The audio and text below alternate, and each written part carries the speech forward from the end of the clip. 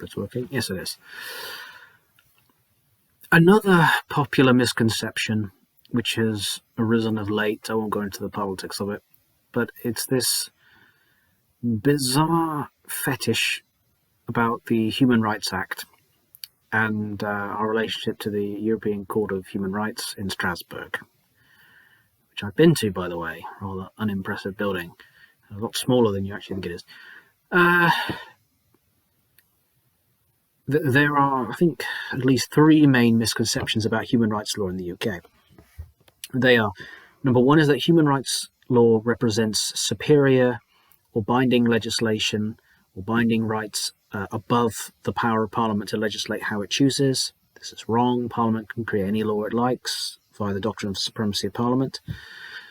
The second one is that, that we are completely dependent on the 1998 Human Rights Act and the incorporation of the Human Rights, European Convention on Human Rights Treaty, which we signed up to in the 50s, for all of our protections of human rights and civil rights within the UK. So it's this idea that there are no human rights outside of the Human Rights Act. And the last one is a belief that the Human Rights Act is this sort of almost mystical and infallible sacred document, holy writ that cannot be questioned and cannot be changed. And this again is flawed, which I'll go through. So the first point is that the human rights law has no entrenched quality to it. Parliament can legislate contrary to the Human Rights Act how it chooses, and it often has and does. The most that the Human Rights Act achieves is it puts an obligation on courts to interpret all other law, statute, case law, whatever, as adhering to the Convention rights so far as is possible. So to read a provision so far as is possible, but it cannot.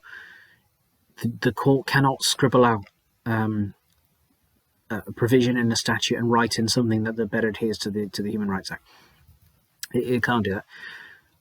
And if it does come up against a law which is wholly incompatible with the Human Rights Convention, all it can do is send a notice of incompatibility to Parliament, and Parliament can throw it away if it wants. It's purely an issue of political policy if Parliament decides to adhere to or not adhere to the Convention rights. It's that simple.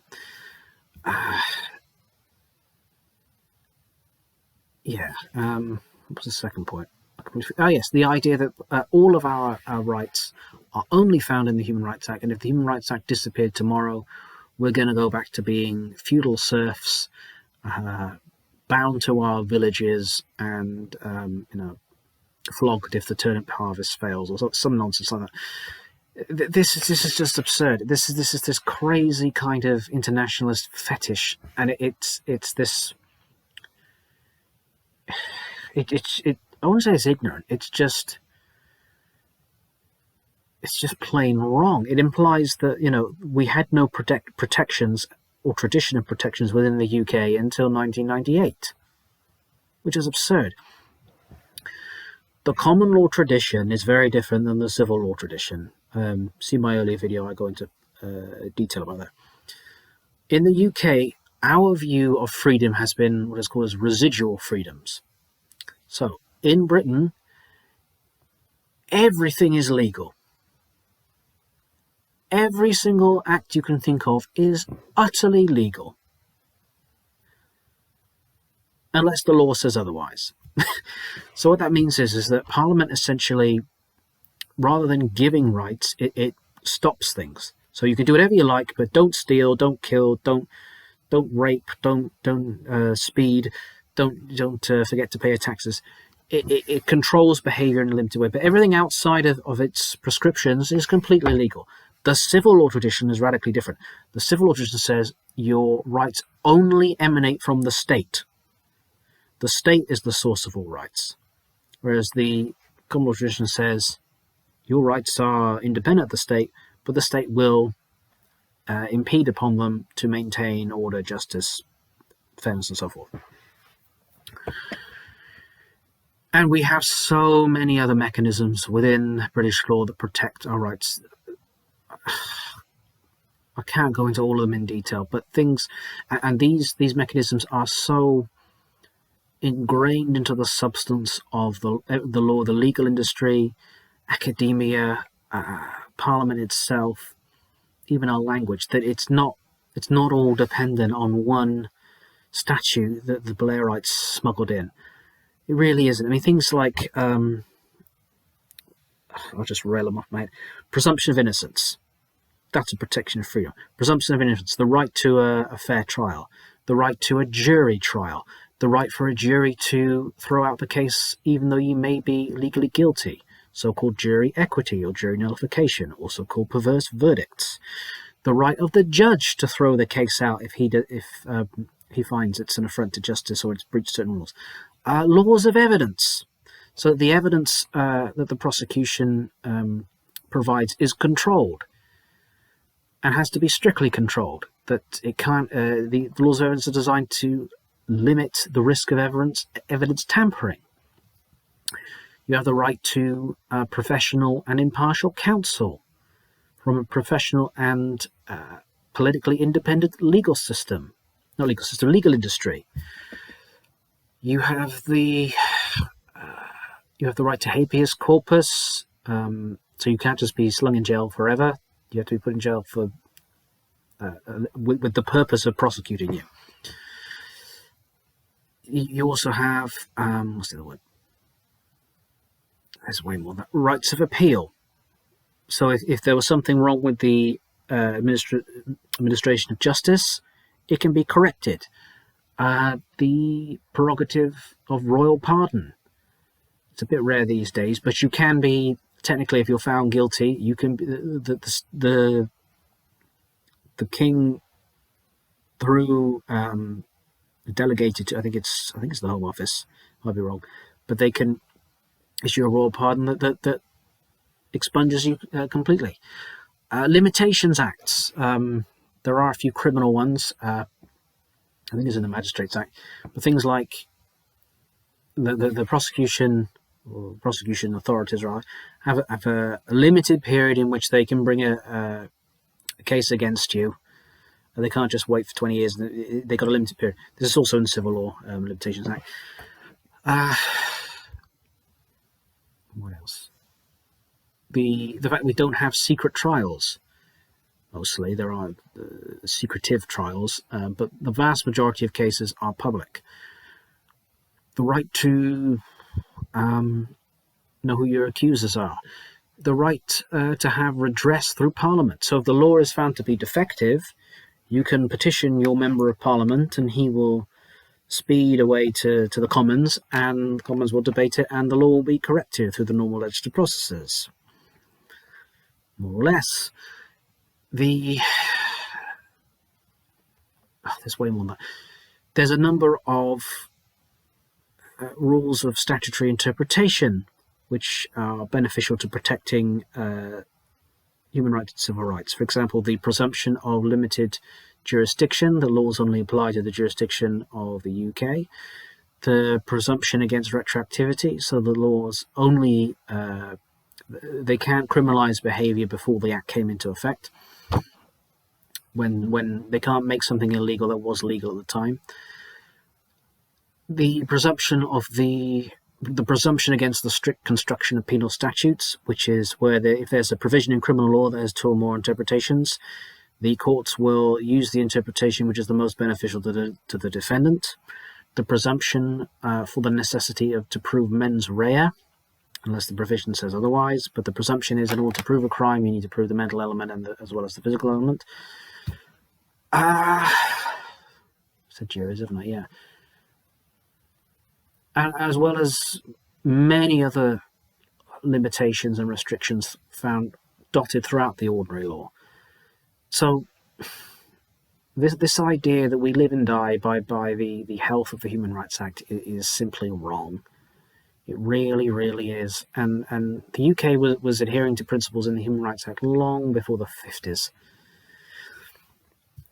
And moving on to the next point, there's a deep misunderstanding about the purpose of the Human Rights Act.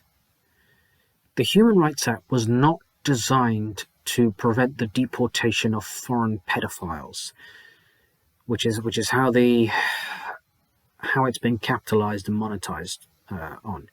The Human Rights Act was designed to stop men in balaclavas banging on your door at 1 a.m. saying, "Get in the truck, don't ask questions." It was designed to stop the return to the fascism that was seen, be that right-wing fascism or left-wing fascism, the fascism that was seen in the 1920s, 30s, and 40s. That's what it was designed to stop. It was designed to stop hundreds of thousands of people getting slaughtered simply because they had a different religion than their neighbours.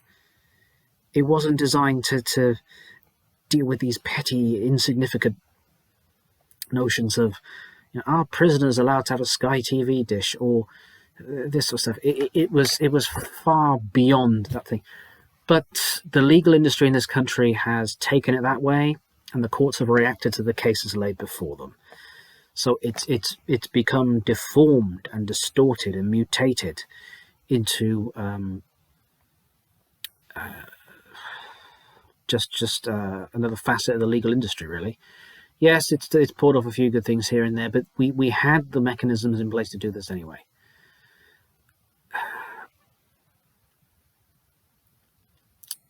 So there. It's not. The other thing is this idea that Human Rights Act is this this perfect document that cannot be changed.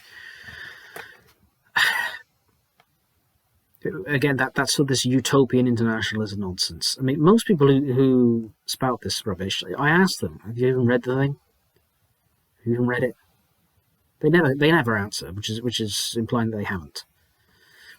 For example, I mean, I remember talking to someone saying that he was complaining, it was during COVID, the COVID lockdown, saying that, how dare they ban a protest? This is our human right to protest. It's in the Human Rights Act.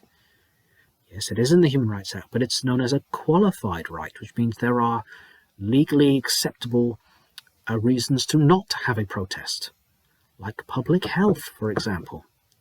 There are very few absolute rights in it. I think the right to life, the provision against extrajudicial killing, and something else. I can't remember. Anyway, but I should know, I did my thesis on it, but it's a lot more nuanced and complicated than just a shopping list of vagaries that are twisted for financial, because that's what the legal industry is, financial gain. And a lot of these rights are not absolute. For example, the right to privacy. Well, if the authorities think that you're a spy or a drug dealer or things like that, they have the right to tap your phone. Okay? So there. I mean,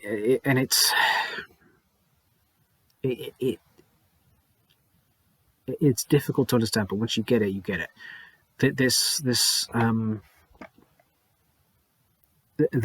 This taking of a document that was never designed to be relative to immigration law, for example, warping it into this way,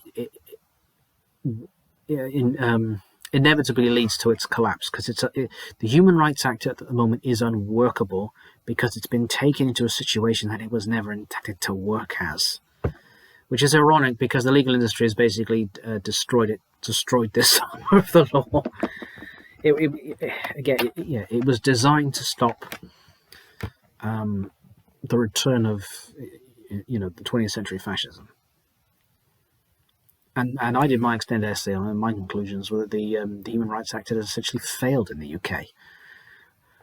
My view was that it doesn't matter how many rights you've got on a piece of paper, if you don't have a fair hearing or fair trials, the right to fair trials, or functioning court system, then the Human Rights Act is worthless. And there are many, many systematic erosions that we've suffered since the 90s, the late 90s, hint, that have seriously curtailed our right to free and fair free, but fair trials. The very fact that your previous convictions can be brought into an unrelated case as evidence against you massively prejudices a jury. So they can say, oh, he stole a bike when he was 12. They can use that as character evidence when you're being prosecuted for fraud when you're 50 or something like that. You're supposed to be tried on the individual case, not previous cases brought back. That's just one problem we've got to deal with. So yeah, so avoid this cult-like adherence to the Human Rights Act. It cannot be questioned. It's a legal document. Like any legal document, it'll get torn up, rewritten, improved upon, and forgotten. Just like a whole host of statutes of the 19th century are all gone, and the century before that, and so on. Nice try, but it was too... This is a fascinating thing. It was written by the Council of Europe, which is not the EU, but it was written predominantly from a civil law perspective. And this is a big problem because they don't have a tradition of where the law is very strictly analysed and its meaning and definition is explored in the courts. Their legislation tends to be much more vaguely written. That's all good and well for their tradition, nothing wrong with that. But with our tradition, where we agonise over the meanings of what do you mean by have? What do you mean by acquire? What do you mean by reasonable, appropriate? Because it's so vague, the court and this ambiguity has created uncertainty. The courts have had to do what they've always done, which is try and stabilise this uncertainty. And because they could only do this through the cases put in front of them, it's evolved out of its original intention. So yeah, so don't get hung up about it. We have vastly more important means of protecting rights in the UK. And if we had a British Bill of Rights, I think it would be much more effective, because it would be written from a point of view that British courts would have to process it, and it would be written from a point of view that, in full awareness that lawyers would try to twist it into some perverse reason, and it would have safeguards put into it. So there.